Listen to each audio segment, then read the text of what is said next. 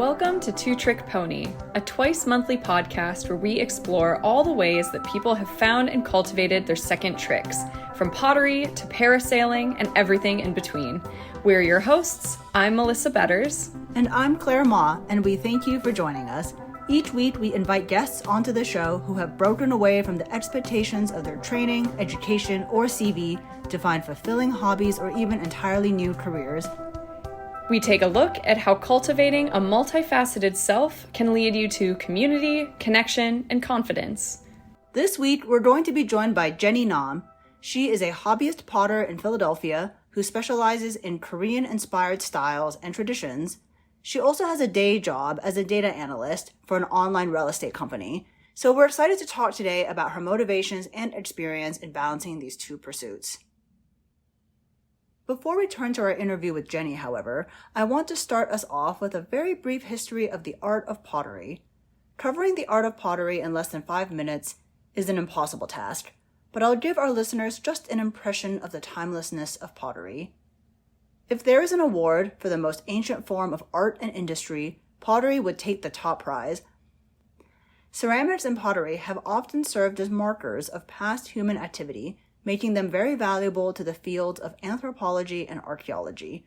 As an art form, they are also very interesting to the historians of the decorative arts. Researchers trace the very first examples of pottery to China in 18,000 to 17,000 BCE. Again, that's 18,000 to 17,000 BCE, before Common Era. During the Neolithic period, agricultural and farming communities made pottery by drying clay in the sun or firing it in low-temperature kilns in the ground. This early pottery was used as containers for food and water, as well as building materials like tiles and bricks. The pottery wheel was invented in 3500 BCE, which allowed artisans to make works with radial symmetry. Glazed pottery, which used techniques developed in making glass, was produced in Mesopotamia in 3000 BCE. Artisans also began to paint their creations with more and more elaborate scenes, such as the Greek Attic vases of the 6th and 5th centuries. The Chinese introduced high-temperature kilns, which could heat up to 1,350 degrees Celsius, or almost 2,500 degrees Fahrenheit, and they developed porcelain from kaolin clay. Porcelain was traded throughout the Islamic countries in Europe, and porcelain made its way throughout the region on the Silk Road. Europe developed blast furnaces in the 15th century. Combined with the development of synthetic materials in the 16th century, these high-powered furnaces made way for the melting of metals and materials to make glass, steel, and cement in the Industrial Revolution. The developments that perfected pottery also laid the foundations for modern industry. Yes, that's right. At the same time, pottery also flourished as an art form. Korean pottery in the Joseon period, from the late 1300s to the early 1900s, became famous for its minimalist form and monochrome glazes. During the late 19th century, ceramics experienced a rebirth in France as revolutionary artist potters were inspired by Asian ceramics, specifically Japanese stoneware and Chinese porcelain, and they embraced simple but unique craftsmanship. American art pottery in the late 19th century emphasized uniqueness in the aesthetic form and color to distinguish it from mass-produced ceramics. Today, pottery has become an accessible art form to both hobbyists and artistic potters. There are pottery studios in many major cities, and they can serve as community hubs and gathering places for artisans and hobbyists alike. In today's interview, for instance, we'll hear about the Clay Studio in Philadelphia, one of the oldest and most famous community-oriented pottery studios in the U.S. Longtime ceramicists have seen a surge of interest in pottery from young people in recent years. Maybe our ancestors were onto something. And with that, we'll turn to our interview with Jenny Nam, who is calling in to today's episode from Philadelphia. Welcome, Jenny, to Two Trick Pony. To get us started, can you tell us a little bit about yourself and what we'll talk about today? Of course. Thank you so much for having me. I usually don't get to talk about my hobby, so I'm really excited. My name is Jenny Nam. I'm from Korea. I live here in Philadelphia, US right now, and my hobby is pottery.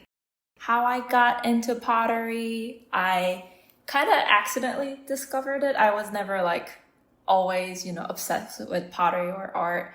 I actually never considered myself as an artistic person. But some years ago, I had a period of time and I had to stop working for about a month.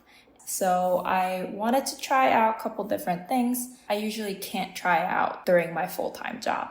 And I looked online for any interesting classes or crafty things that kind of pops out for me.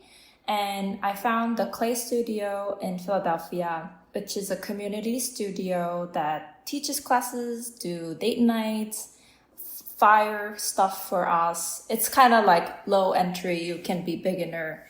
I remember my first class, it was like Thursday night, and I went in there. It was really, really fun, but also very frustrating that I couldn't do this well. It was such a new skill set that I didn't even have, but it was so challenging at the same time, really fun, and just kind of makes sense. Like, we're making something tangible and it's great. Like, I don't usually do this my day-to-day life. So I think that kind of hooked me in. And yeah, that's kind of where it started. Awesome. And so pottery is kind of a side hustle, hobby for you. What do you do for your day job? I am data analyst. It's really different from what my hobby is. It requires a lot of attention to detail that maybe translate to my style of pottery, but pretty much everything else kind of is a whole different job. So that's what I do, and I've been doing about 6-7 years for now. You mentioned that it was frustrating for you at the beginning when you were starting pottery. What was your motivation for keeping with it and deciding that you wanted to get better? First of all, I paid for the class, so I had to take the 10 weeks. And I was like, I had no work at the time, so what's to lose? Let me just try this. And big motivation from that is actually from my mom, who has a full-time job. She's been doing for her whole life. And she started drawing Korean traditional painting about like 20 years ago as a hobby, like after work, going to community centers. And she does exhibitions and she sells her painting and she's having great time. So she always tells me, if you do something, you like it, try for 10 years, like you'll be somewhere. Have fun. And that really kind of gave me good motivation. Like, I felt pretty frustrated, but at the same time, touching clay was really calm and it kind of was fun. And I wanted to try out a little bit more. I began taking more classes, and I've been taking classes for a couple of years now. Can you tell us a little bit about this play studio that you worked in? Yes, so it used to be really small row home building, and it was an old city actually, and they actually built the whole building from the ground in Kensington area that is designated for pottery. So they put all the kiln room together and air circulation. They thought about everything around pottery and build the building around pottery. So it's really cool. I heard there's not many building and facility like that. So I feel really lucky to have that community center, and the people come there is all great, and we're all like friends and we chat about random things outside of normal life and work. So that's another great opportunity and community. But yeah, it's a community studio that offers a lot of classes. They now do exhibitions on their first floor. They sell a lot of pretty stuff their artists make. So a lot of good gifts there, and it's really great community studio. Can you tell us a little bit about what you make? What type of pottery do you tend to lean towards? There's two very different methods of making something with clay. And I'm sure there's a lot that I am not covering, but One is kind of hand building. You build a lot of stuff with hand and like sculptures. The other one is you throw on the wheel. So wheel spins and you have a lump of clay and you kind of shape it with the power of the wheel spinning. I tried both. I really like wheel throwing and I am continuing to improve myself and learn myself more throwing techniques. And yeah, that's my major pottery technique. Is there a particular type of clay or substance that you work with? Yes, I love working with porcelain. It's really bright white clay that's known for really soft but also hard to work with. If you stress it too much, it will fail you. But it is beautiful when you make it very thin. You can kind of see the back of the light, like translucent. It really receives the clay really well, brightly, and you can make a lot of delicate stuff. And I do love small, delicate stuff. So I think it fits with my style. Do you have particular sources of inspiration for the type of pottery that you do? I really like to look at old gallery books. They have a ton of resources in the studio. I accidentally found really old Korean gallery books, and that was really fun because I always miss going to museum in Korea, and I don't really get to see much here. So that really helps me getting inspired. Honestly, a lot of inspiration from Instagram and Pinterest for me. If you ever find yourself in Washington, D.C., the Freer Sackler Gallery here has a very cool collection of Asian pottery and art. And it would be a really nice thing for you to see if you visit. That's awesome. I think after I started this hobby, definitely gotten more into going to museums when I travel. It wasn't really much itinerary for me before, but now I'm like, oh, they have a museum. We gotta go check it out. What are some obstacles that you encountered when you started getting more into pottery and learning a bit more about the craft and getting into it? And when you encountered obstacles like that, what kept you motivated to keep going? One challenge that comes into mind is commuting to community college, because pottery, the wheel throwing pottery is something that requires equipment, wheel, and to fire your pieces, you need a kiln. So it's not something you can do at home or at the park casually. Especially without a car, I had to take multiple buses, and in Philadelphia, buses may not be too reliable. So I ended up spending a lot of money on Uber, and that made less chances for me to be in the studio, make it a little more frustrating that I want to be really productive in the studio every time I go. I was afraid to make experimental stuff. I didn't want to make mistakes. So that was a big challenge I had until now. And we are actually building a small home studio in our basement. And I'm really excited to have that access right there whenever I want to, right after work, before work, kind of get in there and start my hobby whenever I want. Can you tell us a little bit more about your home studio? I know that this is a new project for you that's really exciting. Have you tried it? Have you fired anything in it yet? It is in our basement, and you may think that's crazy to have a giant kiln in your basement, but it's actually pretty safe if you get things right, such as electricals and venting. So we did everything with help from the ceramic shop in Norristown. They had a good resource coming out for us, look at our basement layout, consulted us where to vent things, where to put kiln, what's the best place to put my wheel. So we did everything through them, and I really couldn't do this without my husband's support, I was willing to just continue my pottery at studio, but my husband really knew about the struggles and offered to do this. And he was like a project manager to get everything set up. So it was really helpful, and we're still figuring out. We did get a lot of stuff, but with work, it wasn't too much time to actually try it out. So I'm making little test tiles. Basically, it's flat clay tiles that I'm gonna use for testing glazes later.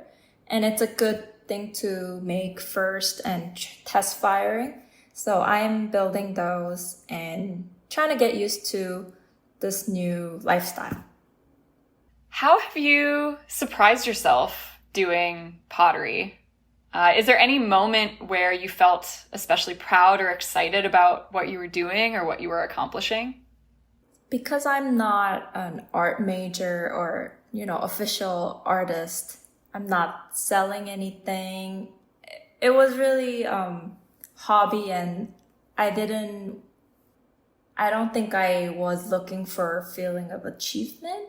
But recently, there was an opportunity to enter for exhibition at the studio. It is called Small Favors, and they do it every year. And you basically submit whatever fits in 4x4 cube. It's 4" by 4". And it could be paper, it could be clay, it could be anything. And idea is they're hosting hundreds of artist pieces in little cubics, and you get to see a lot of them in one place, and it's really cute. And I submitted mine with a doubt. It's like, it's fine if it's, not selected. I'm not gonna get hurt, but maybe a little bit. But I submitted a couple of things, and one of them got selected, and it was on the view. And because it was exhibition at the gallery, I had to put a price on it. And I put certain amount of price, and it was sold. And that really gave me a new feeling that I never had, that like some people want this that I make. And it's not just me and my husband and my friends who like this. It's in someone else's home that I don't even know, and it will be there for many years. And I think it's really great feeling for me. It is a hobby, but also it gives me a great feeling. I don't know how to describe it, but it felt really like an new achievement as an adult that I've been missing, and it made me proud. That's really awesome. Just the knowledge that a stranger has this item gives it another sort of life. I wanted to ask you, do you have other plans to keep selling your work? I do.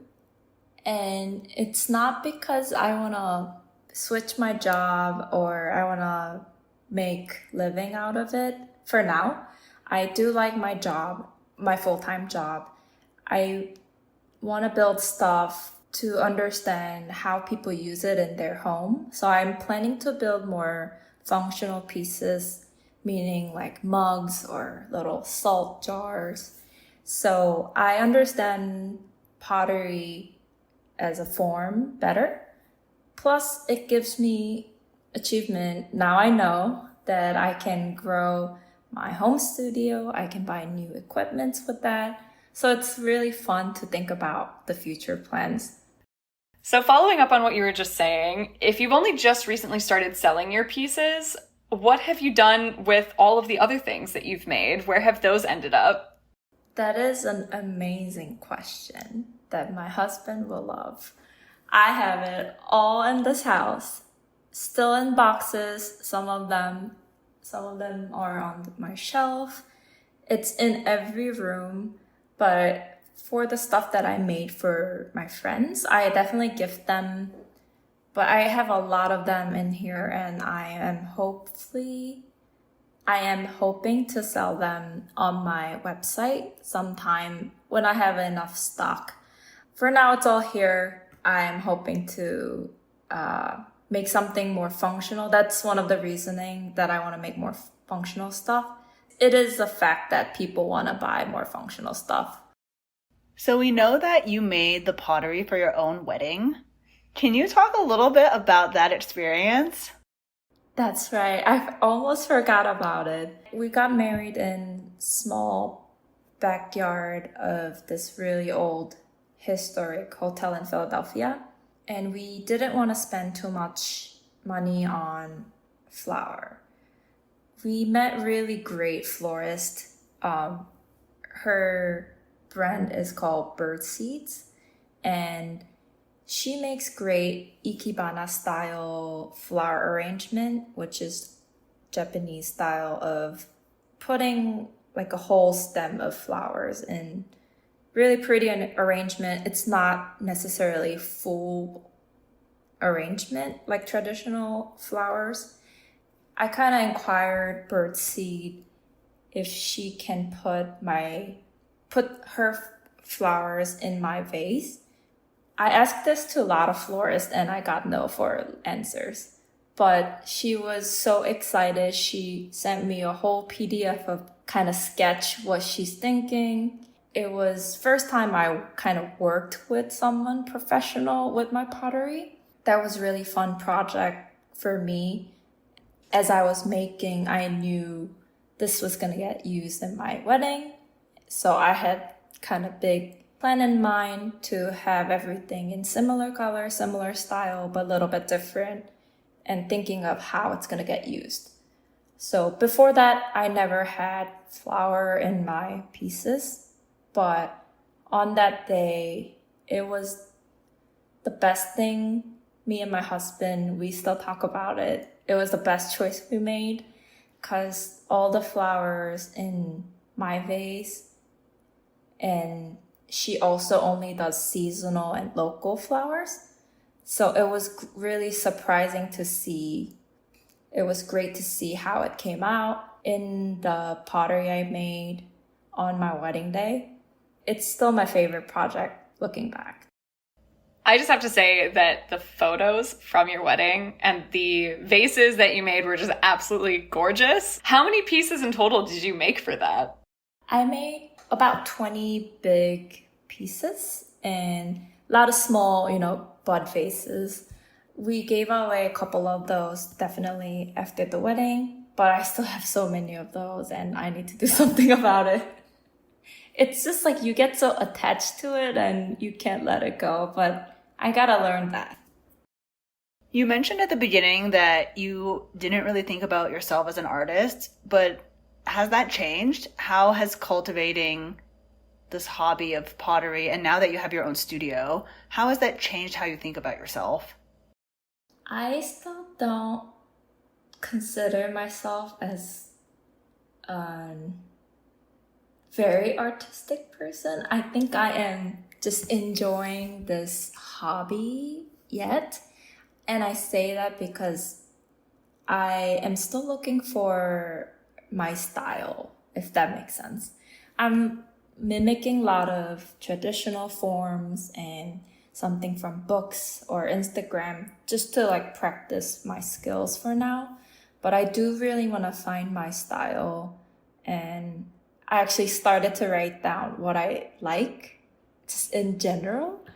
So it's just one page of my note and it's like clouds, like flower, like certain things in flowers or certain colors in certain lights. I don't know where this is going, but I'm just writing them down. I'm sure one day it will come back to me as, I naturally like these stuff and it's coming out when I make stuff. So I'm still practicing and I still view myself as hobby potter, maybe slowly transitioning into actual artistic potter. And just because I'm not sure if we got this up front, how many years have you been doing pottery now? I've been doing pottery 6 years now. So according to your mother, you have 4 years left. That is right, yes. But that's a good point. I might get tired of it, who knows? But I think it's a good advice that can go to anyone. Don't worry if you're not good at something at the beginning. It's fine. Try for 10 years. Just little bit slowly every week. A lot of different artists out there, they've been practicing for years and years, and that's how they got it. So don't compare yourself to them.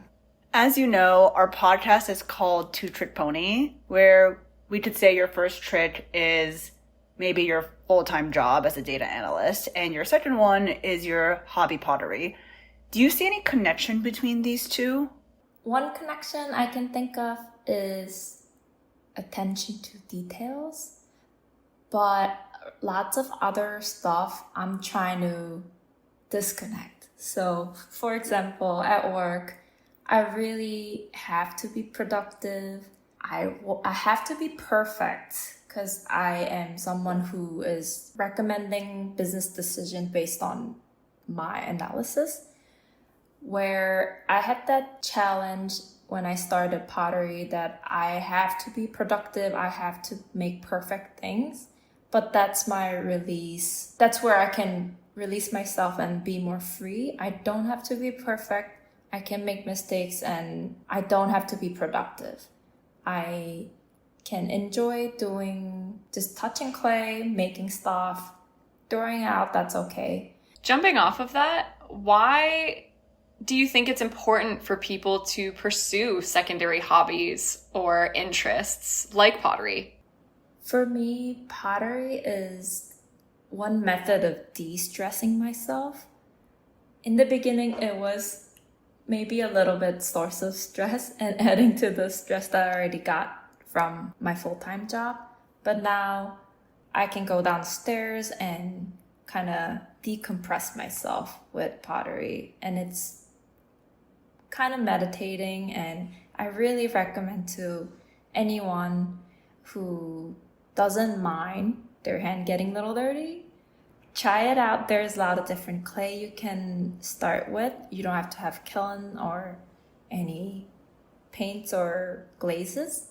It's really accessible. It is very satisfying to make something with your hand that's from organic material, and you can use it in your day-to-day life. So before we let you go, we'd like to close out the interview with just a few quick rapid-fire questions. Favorite pottery glaze? Blue Celadon. When finishing a piece, do you opt for monochrome or patterned finishes? Monochrome. Name one tool that you are unreasonably emotionally attached to. It's my sponge. You would be surprised how well it cleans. What would be the ultimate gift to buy somebody who's into pottery? Oh my god, it's supposed to be rapid, but I'm thinking of 10 different things. I think actually any books that has lots of different mugs, photos, or different glazes or different bowls. It doesn't have to be always the tool or clay. Yeah, any inspiration. I'm always lack of inspiration, so that would be a good gift for me. What's the next thing that you want to learn in pottery? I want to learn how to fire kiln well. Until now, at the pottery studio, they fire everything for me. Now I gotta figure out how to stack everything perfectly and safely so I don't blow up my house. I think that's a good goal to have. And finally, do you have any last words of wisdom you'd like to share? I would encourage everyone to just try it out. You don't have to be good at it. If you like doing something, just keep trying and really nothing to lose. And maybe try for 10 years, according to my mom.